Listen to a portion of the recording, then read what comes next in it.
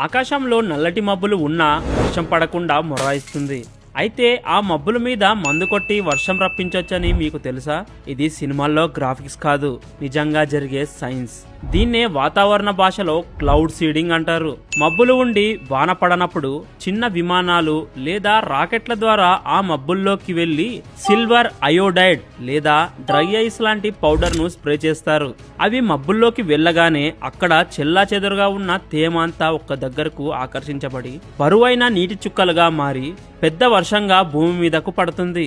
కానీ ఇక్కడ ఒక ముఖ్యమైన విషయం, ఆకాశంలో అస్సలు మబ్బులు లేకపోతే క్లౌడ్ సీడింగ్ చేసి వర్షం కురిపించడం అస్సలు సాధ్యం కాదు. అంటే ఇది లేని మబ్బులను గాలిలోంచి పుట్టించే మ్యాజిక్ కాదు. వాన కురిపించే మబ్బులు ఉన్నప్పుడు మాత్రమే వాటిలోంచి నీటిని కిందకు రప్పించే ఒక టెక్నిక్. ఈ క్లౌడ్ సీడింగ్ చేయడానికి కోట్లలో ఖర్చు అవుతుంది. అయినా వాన పక్కాగా పడుతుందన్న గ్యారెంటీ లేదు. దీనిపై మీరేమనుకుంటున్నారో కింద కామెంట్ చేయండి.